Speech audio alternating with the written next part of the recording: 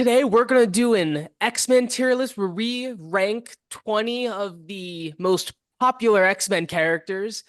And real quick before we begin, in the comments, if you enjoy this video, please do let us know because we have plans for a much bigger tier list project. We just want to make sure this is something that you guys enjoy before we move into that. And just starting off, first character we have today is Beast. I think he's a good character in general. I like him. I don't think he's, in terms of X-Men characters, though, he's too high. Just because X-Men have some truly fantastic characters. And I think Hank McCoy is a brilliant scientist, and he's pretty much just used just for plot devices. Yeah, I agree with Griff. I mean, he's a likable dude. Hank McCoy, very intelligent. But I agree with Griff. I mean, I don't find him boring. I just don't find him on the level of perhaps Wolverine and Gambit. So for Yeah. me, sadly, on this list, I would say he's a C character. See, He's used for plots. Yeah, absolutely. C minus, pretty much the end of C for me. I like Yeah, I agree. maybe even put him in D. We'll see, but then moving to probably one of the better characters. Well, okay, everything's more than likely gonna be better than C and D. But Jean Grey, I think, is definitely one of my most enjoyable characters. I mean, Phoenix Saga is so good. Dark Phoenix is really well done. The movie's terrible. Even when they brought her back, I still enjoyed the character. They still found to do some interesting stuff with her. And I like the dynamic between her and Scott. I don't think she's S though. I think she's really powerful and she's enjoyable, but she also has her moments when you kind of just groan and say, really. And she's also used as a plot device. I mean, we saw X-Men 97 when they brought back Phoenix for just because when they animate the Phoenix in the new style, it's I'd say A.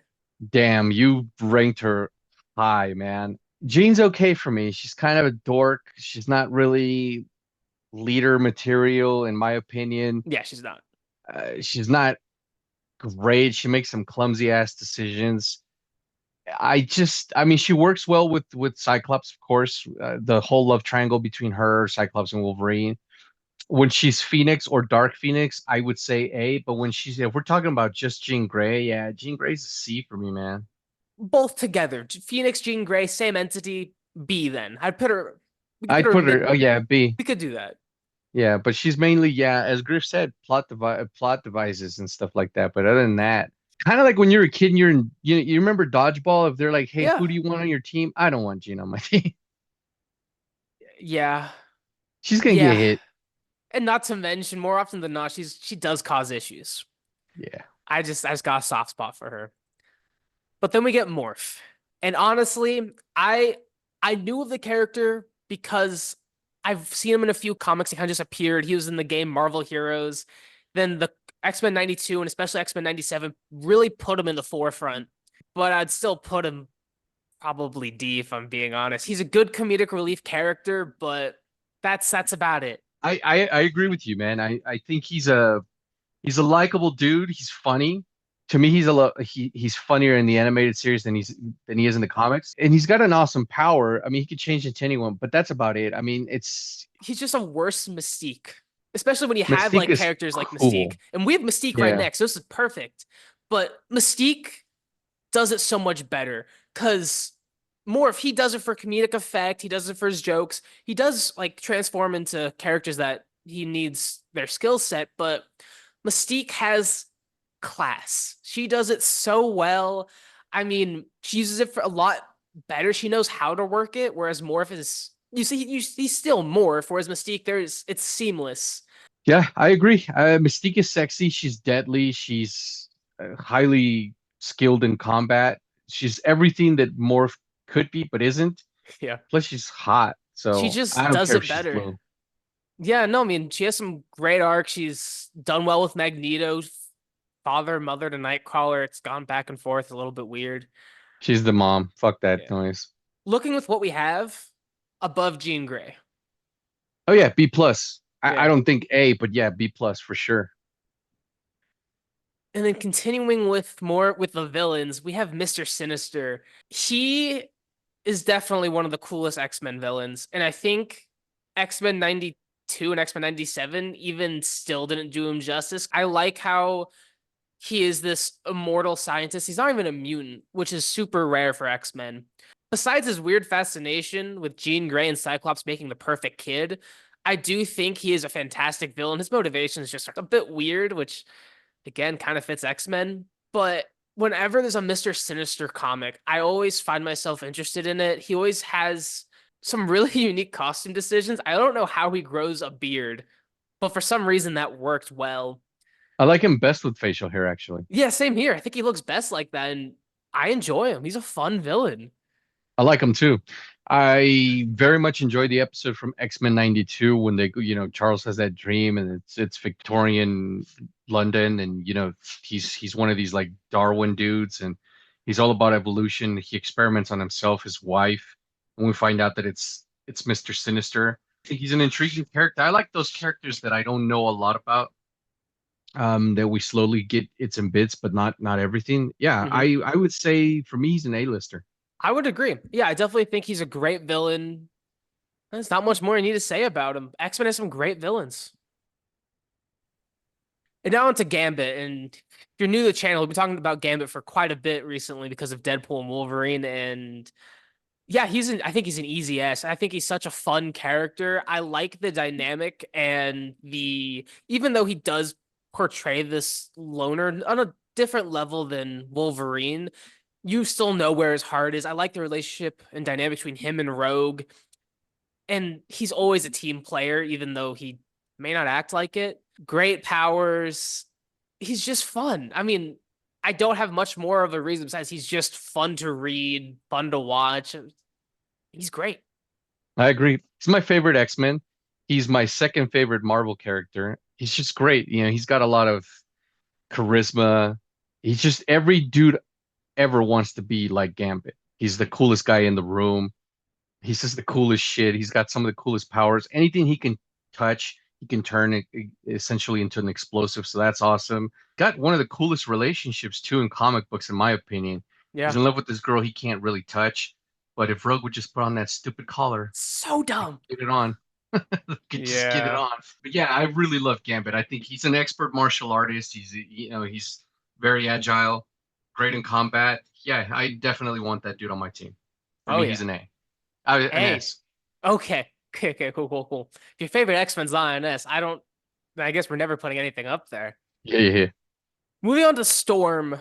This one's very similar to Morph with me, ranked a bit higher, but I really like her a lot more because of the cartoons and the actual comics. In the comics, she is a lot more of a background character. Notably, she was married to Black Panther and she was the Queen of Wakanda, and that's kind of just where they put her. And I feel like they kind of did that just because of her race. But there's so much potential with this character that the cartoons are getting into, but I feel like the comics kind of just quickly put to the side, which is so disappointing because I think she's such an interesting and fun character, and she is an Omega level mutant, and she is so powerful. I think just the comics just mishandle her all the time, and because of that, low B, high C, just she should be doing more, but she never is. Yeah, I agree with Griff. I mean, for someone who can control the weather, make it hail, just if you guys have seen Twister or any movie that has to do with weather, Storm could do that and much more. Oh yeah. So what she's incredibly underused in the comics. I like what they do with her in the cartoons. I want to see more. Her power's awesome, but I agree with Griff. For me, she's low B. Low B, okay. I mean, just episode one of X-Men 97, when it said Omega level threat detected, and then she went all out, was by far one of the coolest scenes of that show. I love it. And then moving on to Jubilee, who I feel like got really popular because of the X-Men 92 cartoon. And they kept this trend of having this teenage kid in the X-Men ever since, because Jubilee is the blueprint. That's where Kitty Pryde came in, just everything because of Jubilee. I think she's a really fun character. I think her powers are really great to show artistically. I think they're a bit underpowered or not in comparison to other X-Men. They did some pretty cool stuff with it in the cartoon, but the artwork for it is so good. I like her spunk. She's fiery. I think she's a fun character, and it's hard not to fall in love with her and just enjoy the character. I think she's fun. I would put her high B, low A. I'd put her in B for sure. I think she's a fun character. I love the dynamic between her and Gambit and her and Wolverine. Yeah. I think she's just a lovable kid. Her power sucks. Yes. It's just, it's essentially fireworks. But like this is also the introduction. We got like Logan into the mentor role, and I think that also her bring that out of him was also super nice. Above Jean or above Mystique?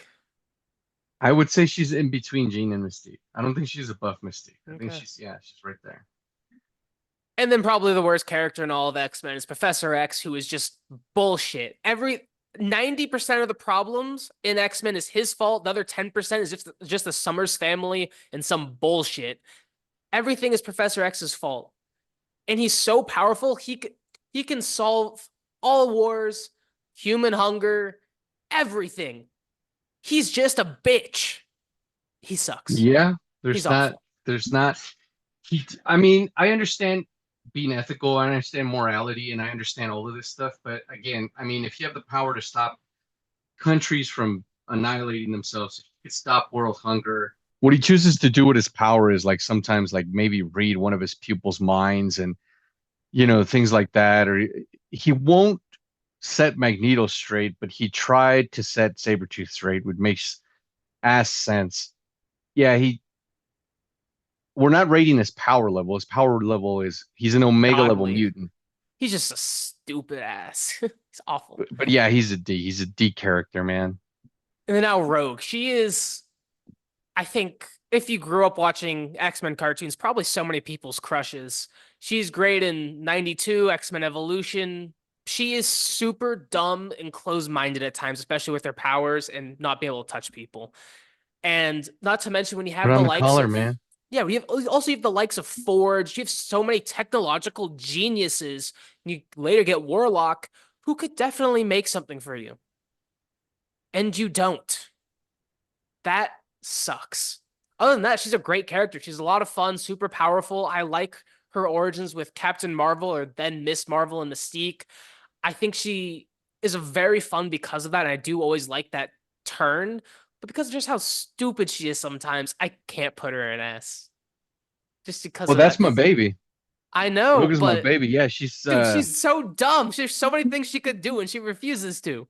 well, Gambit's also dumb on that part because if I was Gambit, I want to assume I know she's comic book cartoon. I want to assume she's one of the hottest women on the planet.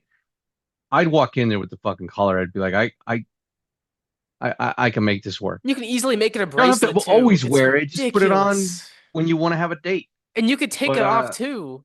you It's can't beat a Southern girl, man. Rogue is just she's got so much charm, so much wit, and she's funny and she's super strong. And I mean, for all chicks that are like, men don't want powerful women. Yeah, we do. That's sexy as all hell. yeah. Who doesn't have a crush on Rogue? Tell me in the comments. Who doesn't have a crush on Rogue? Okay, fair She's enough. awesome, yeah. Yeah, fair enough. Um, but I agree with you. I'd I put her, above Sinister.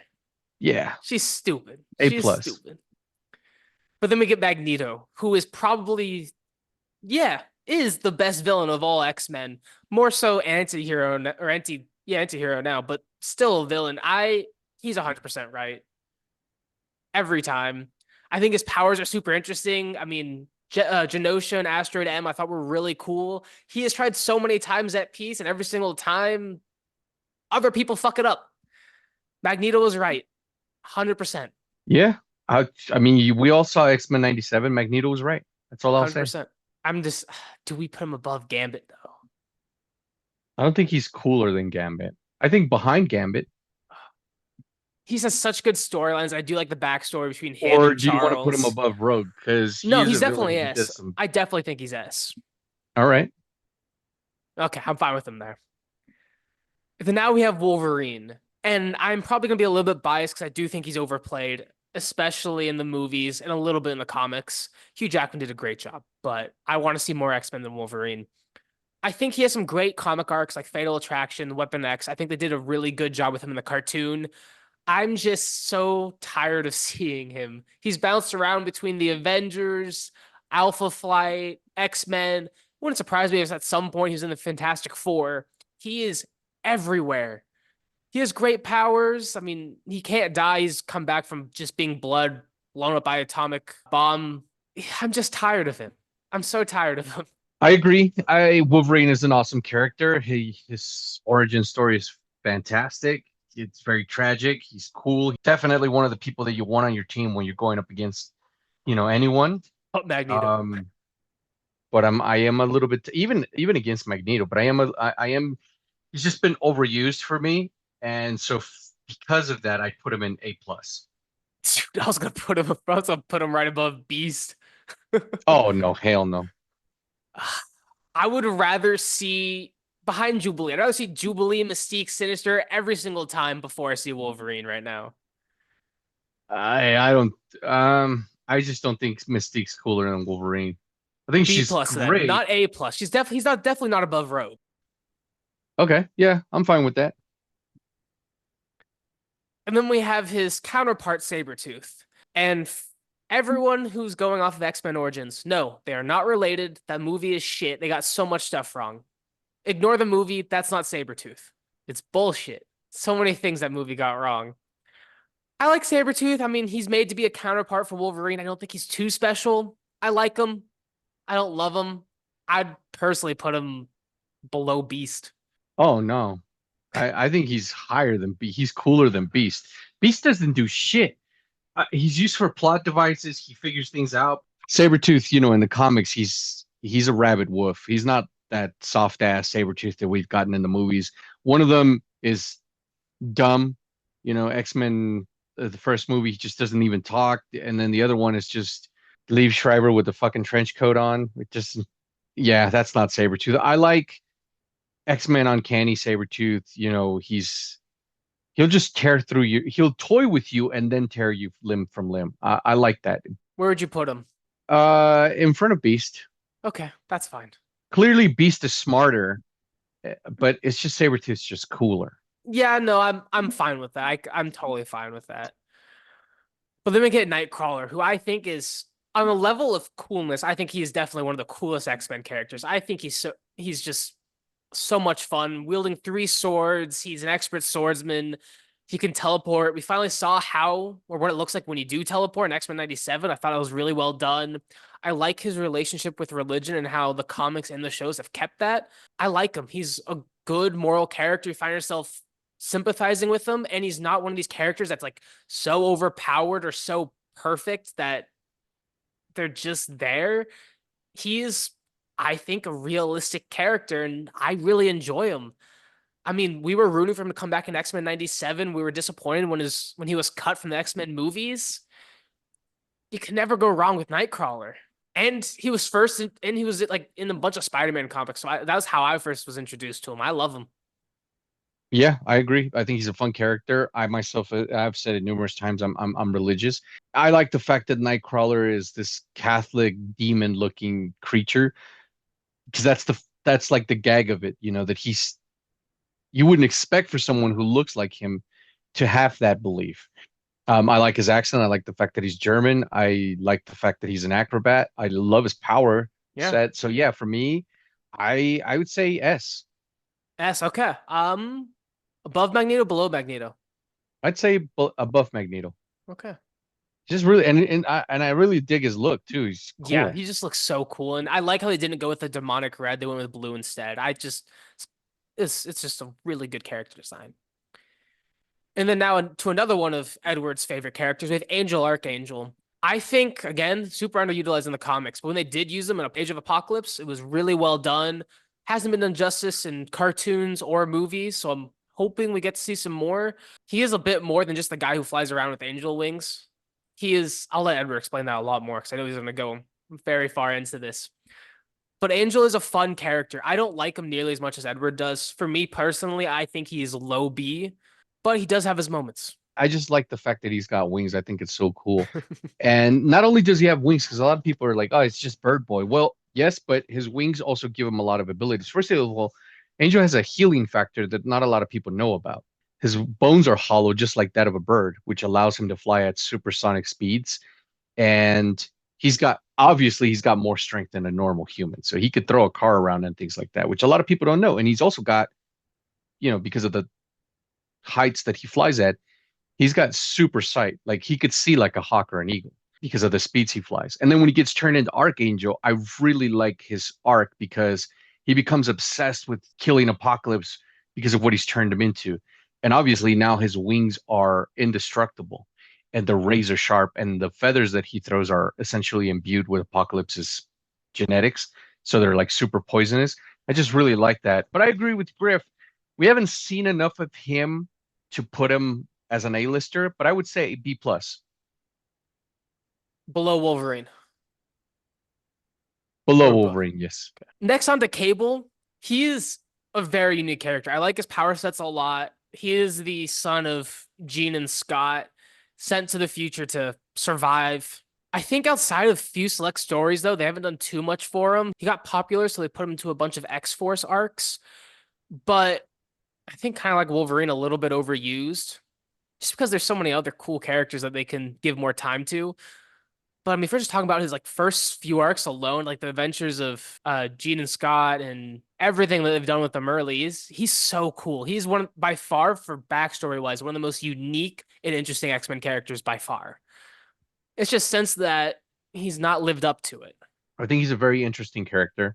He's the baby that Sinister was obsessed with creating, but didn't go really his way. I think in the comics they haven't done what they can with him, and also in the animated series. I mean, Yeah. they kind of really didn't know what to do with him because Griff and I we discussed it in our X-Men review. In some episodes, you see him with a normal arm, and then later on, you see him with his cybernetic arms. That doesn't make any damn sense. Mhm. However, at least for me, when I saw him in Deadpool 2, I was like, yep, that's the dude. That's just live action just worked. It doesn't really work for me in comics or in cartoon. When I saw him live action, man, Josh Brolin, he brought it. I thought the dude was just super cool. I love that Deadpool calls him John Connor because that's funny because he's got that scar and he time travels. I thought that was hilarious. But for me, they haven't really done much with him yet, so I would put him high C. Okay. Yeah, I could above I could see that. Sabretooth. Yeah, there you go, exactly there. Yeah, perfect. Yeah, no, I see that. And now onto the leader of the X-Men, we have Cyclops. As I said earlier, 90% of the problems is just Professor Xavier's fault. 10% is Cyclops and his bullshit with his family. I think his powers are really cool, and I think a lot of people misinterpret them. And he's led what's led to some extremely cool moments. And for a guy who says he is a one-woman girl, that's That guy complete gets more bullshit. ass That than is the toilet so seat. bullshit. I will die on that hill. Yeah, I mean, it's complete nonsense, which is good and bad for his character. I think it fits somehow both of them. He has not been done well in movies. He's No. been in X-Men 97, they're starting to give him a lot more time, and I'm loving it. In comics, I think he's a lot of fun. He is he is a Boy Scout, as Wolverine does say. I think as far as X-Men characters, I think he's pretty mid. There are some just characters who are better, and he's not bad by any means. I just think he's probably put him just mid B next to Jean. I'd put him high B. I think he's a great character. I think he's been done dirty in the movies. They wanted to put Wolverine front and center. Cyclops is the leader of the X-Men. He's got an awesome power set. It's not laser beams. It doesn't. It's a force.